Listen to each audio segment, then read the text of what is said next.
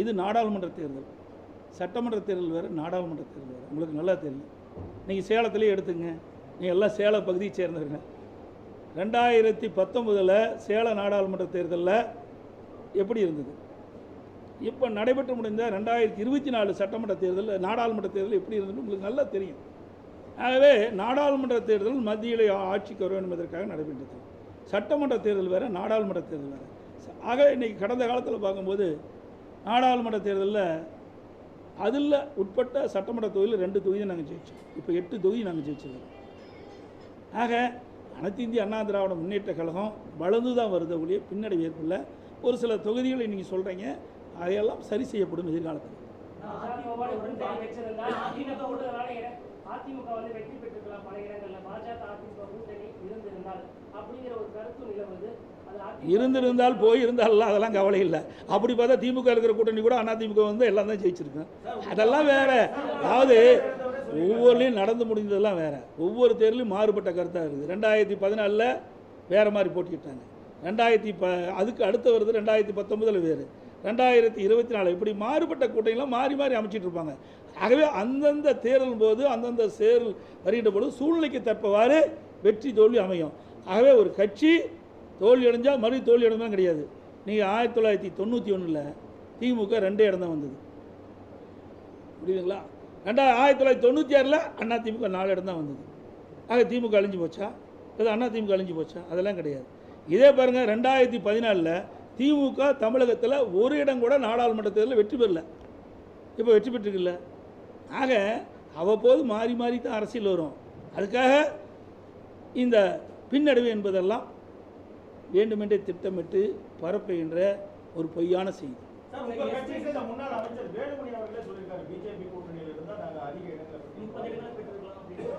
இந்த கருத்து தான் சொல்லியிருக்காரு அவர். பார், பத்திரிகையில் தினத்தந்தி பத்திரிகையில் வந்திருக்குது. 6-6 அதிமுக பாஜக இணைந்து போட்டியிருந்தால் 14 இது மாதிரி கருத்து தான் அவர் சொல்லியிருக்காரு. வேறு எந்த கருத்தும் சொல்லலை. இந்த பத்திரிகையில் வந்த செய்தியில் ஊடகத்தில் கேட்குறீங்க, அது சொல்லியிருக்கிறாங்க. அது உங்களுக்கு விறுவிறுப்பான செய்தி வேணும், பத்திரிகையிலையும் ஊடகத்திலையும் திரிச்சு போடுறீங்க. அதுதான் இந்த பத்திரிகை வந்துருக்கு பாருங்கள்.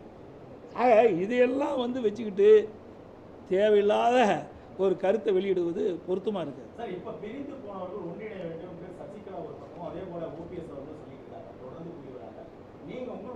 அதெல்லாம் முடிந்து போனது. இனிமேல் அதை பேசி என்ன பிரயோஜனம்? முடிந்து போனதை பற்றி பேசுவதற்கு அவசியமில்லை. வேண்டுமென்றே திட்டமிட்டு எதிரிகளோடு சேர்ந்து ஒரு குழப்பத்தை தொடர்ந்து விளைவித்துக் கொண்டிருக்கின்றார். ஆகவே நீங்கள் ஊடகம் நம்ம பத்திரிக்கை என்னென்னலாம் பேசுகிறீங்க. 3ஆ போச்சு, 4ஆ போச்சு, 2ஆ போச்சு, ஓட்டு சதவீதம் 1% அதிகமாக இருக்குது. அவெல்லாம் பிரிஞ்சு போங்காட்டி தான் 1% கூடுதலாக வந்திருக்குது. சார் இது சார் போன தடவை 2019 என்னாச்சு சொல்லுங்கள். அப்போ மட்டும் நாடாளுமன்ற, அப்போ அதுக்கு பின்னாடி வந்த சட்டமன்ற தேர்தல் என்னாச்சு? அதை நீங்கள் கேட்க மாட்டேங்கிறீங்களே. இது சட்டமன்ற தேர்தல் வேறு, நாடாளுமன்ற தேர்தல் வேறு. மக்கள் பிரித்து பார்த்தா ஓட்டு போடுறாங்க. நீங்கள் 2019 கூட இடைத்தேர்தல் இருந்தது, நல்லா புரிஞ்சு. நிலக்கோட்டையில் அதிமுக 26 ஓட்டில் ஜெயிக்கிறார். அங்கே திமுக வேட்பாளர் போனோம், தோக்குது. நாடாளுமன்றத்தில் 40,000 ஓட்டு கூடுதலாக வாங்குறாரு. ஆக மக்கள், தமிழ்நாட்டு மக்கள் விழிப்புணர்வு உள்ளவர்கள். எந்த சமயத்தில் எப்படி வாக்களிப்போ அப்படி வாக்களிப்பார்கள். 2026 சட்டமன்ற தேர்தலில் அனைத்து இந்திய அண்ணா திராவிட முன்னேற்ற கழக தலைமையில் அமைக்கப்பட்ட கூட்டணி பெரும்பான்மையான இடங்களில் வெற்றி பெற்று அதிமுக ஆட்சி அமைக்கும் என்பதை திடமாக சொல்லுங்கள். எந்த கருத்து நீங்கள் தான் திரிச்சு போடுறீங்களே. கிடைச்சா போதும், ஏதாவது ஒரு வார்த்தை சொன்னதையும் உடனே கேட்குறாரு அறிவியல். ஆக அதிமுக அண்ணா யார் வேணாலும் சொல்லுவார், அவருக்கு எங்களுக்கு என்ன சம்மந்தம்? வேண்டுமென்று திட்டமிட்டு குழப்புது. போனதற்கு நூறு சொன்னார் பாருங்க, யார், ஒரு ஹவுசிங் மினிஸ்டர், சரி பேர் என்ன, ரகுபதி பேசுகிறார். சொங்காட்டை என்னங்கண்ணா, அவருக்கும் அதிமுக என்ன சம்மந்தம்? வேணுமென்று திட்டமிட்டு ஒரு குழப்பத்தை வர வைக்கிறது. ஏதாவது அதிமுக பற்றி ஊடகத்திலையும் பத்திரிகையிலையும் செய்தி வரணும், அதை எடுத்து போடுறாங்க. ரகுபதியெல்லாம் அதிமுக பேசுறது அருகதை கிடையாது. ஏன்னா அதிமுக வேட்டி மாற்றி கட்டிட்டு போனவர். அதிமுக அவருக்கு அடையாளம் காட்டப்பட்ட கட்சி அதிமுக கட்சி. அனைத்து இந்திய அண்ணா திராவிட முன்னேற்ற கழகத்துடைய தொண்டர்கள், நிர்வாகிகள், தலைமை அவர்களுக்கு ஒரு வாய்ப்பை கொடுத்தது. அமைச்சராக்குனாங்க, அடையாளத்தை காட்டினாங்க. அந்த அடையாளத்தை வச்சு தான் திமுகவுக்கு போய் எங்களை பற்றி பேசுவதற்கு அருகதை கிடையாது. இப்படித்தான் பல தலைவர்கள் வேண்டுமென்றே திட்டமிட்டு பேசிகிட்டு இருக்கிறாங்க. இன்றைக்கு கூட இன்றைக்கி நீங்கள் கேட்டதுனால சொல்கிறேன், இல்லை மற்ற கட்சியெல்லாம் தலையிடுறதில்ல. இன்றைக்கி அதிகமான வாக்கு வாங்கியிருக்கிறாங்கிறாங்க. என்ன அங்கே கோவையில் கிடையாது. ஏற்கனவே 2014 பாரதிய ஜனதா கூட்டணியில் சிபி ராதாகிருஷ்ணன் அவர்கள் 27 வாக்குகள் தான் வெற்றி வாய்ப்பு இழந்தார்.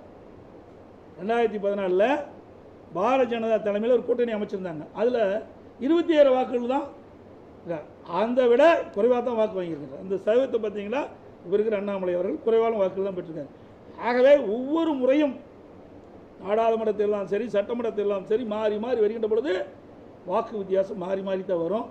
இப்போ கூட பாருங்கள், எடப்பாடியில் எடுத்துங்க உதாரணத்துக்கு, 2019 சேலம் நாடாளுமன்றத்தில் 2019 8250 ஓட்டு குறைவு. அப்போது அதிமுக, பாட்டாளி மக்கள் கட்சி, பாரதிய ஜனதா, தேமுதிக இந்த எல்லா கட்சியிலும் இடம்பெற்றிருக்கும் போதே 8250 ஓட்டுகள் கம்மி. சட்டமன்றம் வந்தது, சட்டமன்றத்தில் பாரதிய ஜனதா கட்சி கிடையாது, தேமுதிக இல்லை, 94,000 வாக்குகளை நான் பெற்றேன். 2024 நாடாளுமன்ற தேர்தல் இப்போ நடக்குது. இதில் அதிமுக, தேமுதிக தான் இருந்தது. இந்த 2 கட்சி தான் நம்ம சேலத்தை எங்களுடைய பகுதியில், மற்ற அமைப்புகள்லாம் கம்மியானதாக இருக்குது. இப்போ 46,230 வாக்குகள் நான் பெற்றேன். ஆக சூழ்நிலைக்கு தக்கவாறு மக்கள் வாக்களிக்கின்றது இயல்பு. இதை வச்சுக்கிட்டு வெற்றி தோல்வியெல்லாம் நிர்ணயிக்க முடியாது. மீண்டும் சொல்கிறேன், 2026 சட்டமன்ற போட்டி எழும்போது அனைத்து இந்திய அண்ணா திராவிட முன்னேற்ற கழக தலைமையில் அமைக்கப்பட்ட கூட்டணி ஆட்சி பிடிக்கும். அதிமுக தனி பெரும்பான்மையோடு தமிழகத்தில் ஆட்சி அமைக்கும். இது திண்ணம்.